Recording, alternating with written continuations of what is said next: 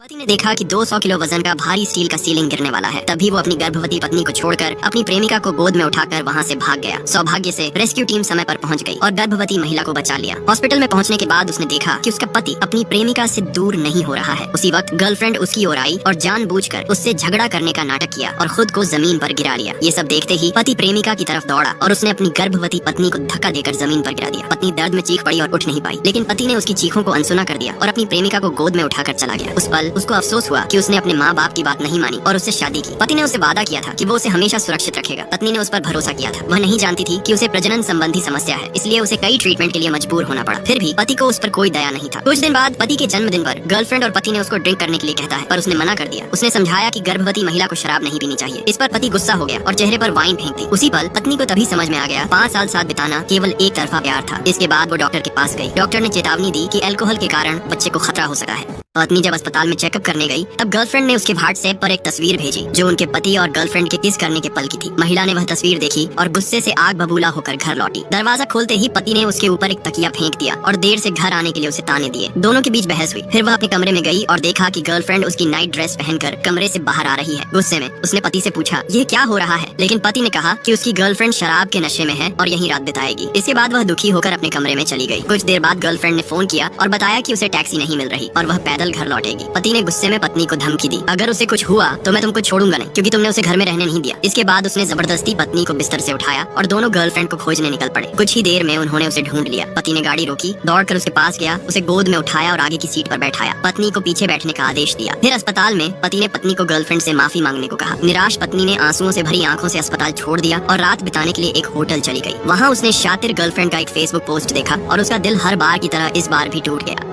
एक महिला की हाई हील गलती से मैनहोल में फंस गई। तभी एक अनजान लड़का ने उसकी मदद करने आया, लेकिन लड़के को अचानक देखकर महिला डर गई और लगभग गिरने ही वाली थी। तभी लड़के ने उसका हाथ पकड़ लिया। उसी पल महिला ने देखा कि लड़का काफी सुंदर है और उसे कुछ कुछ होने लगा। लड़के ने उसे मैनहोल से निकलने की कोशिश की। मजबूरी में उसे उसकी एक हाई हील तोड़नी पड़ी। वो जूता काफी महंगा था। लड़के ने कहा, अगली बार फ्लैट्स पहनकर चलना, हिल्स नहीं। महिला ने जवाब दिया, मैं सिर्फ हाई हील्स ही पहनती हूँ। महिला ने उसे कोई धन्यवाद तक नहीं दिया और घमंड दिखाकर जाने लगा। कुछ कदम जाते ही वो फिर से लड़खड़ा गया। लड़का फिर से उसकी मदद के लिए आया और इस बार दूसरी हिल भी तोड़ दी। उसने उन जूतों को फ्लैट्स का दे दिया। मदद करने के बाद लड़का वहाँ से चला गया। थोड़ी देर बाद लड़का और उसका दोस्त एक नौकरी के इंटरव्यू के लिए पहुंचे। वो दोनों अभी पढ़ाई पूरी करके नौकरी की तलाश में थे। मैनेजर ने उनके रेज्यूमे देखकर उन्हें रिजेक्ट कर दिया, लेकिन कंपनी की मालिक वही महिला लड़के को पहचान गई। वो काफी हैरान हुई और अंदर आई। लड़के ने चुपचाप अपना रेज्यूमे उन्हें दिया। महिला ने बिना देखे कहा, कल से काम पर आ जाओ। लड़के ने धन्यवाद कहा। जाते जाते महिला ने उसे आवाज देकर कहा, किसी की हिल तोड़ने से पहले उसकी इजाजत लेना मत भूलना। महिला सोचने लगी, शायद ये किस्मत का इशारा है, और धीरे धीरे उसे वो लड़का पसंद आने लगा।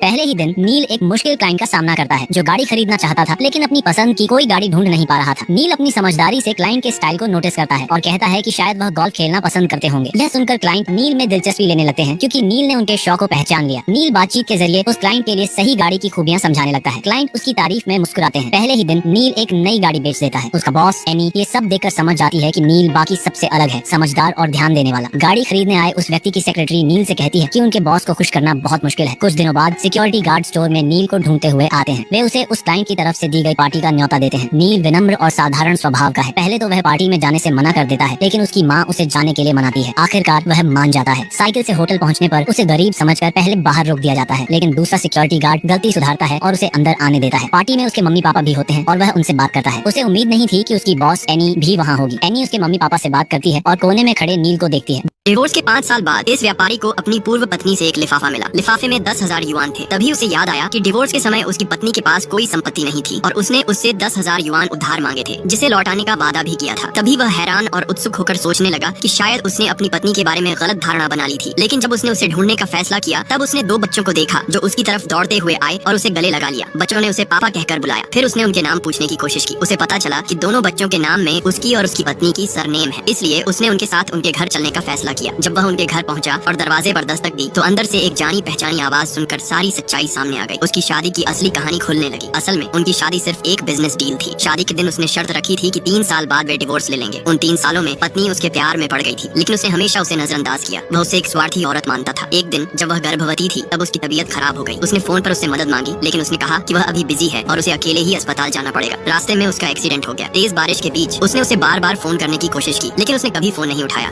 उस रात महिला टीवी पर देखती है कि उसका पति एयरपोर्ट पर अपनी प्रेमिका का स्वागत कर रहा था जो देश वापस आई थी। तभी पति उसे फोन करता है और कहता है कि वह अभी अवेलेबल नहीं है। टूटे दिल के साथ वह तलाक लेने का फैसला करती है। अगले दिन घर लौटकर जब वह अपने पत्नी के पास जाती है तो उसे समझ आता है कि उसका पत्नी उसे छोड़कर जा चुकी है। इसके बाद उसे अपने सहायक से तलाक के कागजात मिलता है। वह जानता है कि तलाक के लिए उसकी पत्नी ने कुछ भी नहीं मांगा, बस बच्चों की देखभाल के लिए 10,000 युआन उधार लिए थे। पछतावा होने पर वह उसे फोन करने की कोशिश करता है लेकिन उसकी फोन स्विच ऑफ थी। इसके बाद 4 साल बीत जाते हैं। महिला अकेले ही बच्चों को विदेश में बड़ा करती है। जब वह देश वापस आती है तो वह अपने पति की कंपनी में 10,000 युआन लौटाने जाती है। भले ही उसके दिल में अब भी कुछ फीलिंग्स बची थीं, वह देखती है कि कंपनी की रिसेप्शनिस्ट उसे बहुत अच्छे से स्वागत कर रही है। वह यह भी देखती है कि उसके पति की पुरानी प्रेमिका वहीं काम कर रही है। दुखी होकर वह तय करती है कि वे दोनों साथ रहें और वह फिर से विदेश चले जाएंगे। लेकिन वह नहीं जानती थी कि तलाक के बाद से उसका पति अपनी प्रेमिका से दूर हो चुका था। कुछ समय बाद पति को यह पता चलता है कि जिस रात उनका पति पत्नी का रिश्ता टूट गया उसके लिए जिम्मेदार उसकी प्रेमिका थी। यह सब उसकी प्रेमिका का खेल था। सच सामने आने के बाद वह तय करता है कि वह अपनी पत्नी को वापस पाना चाहता है।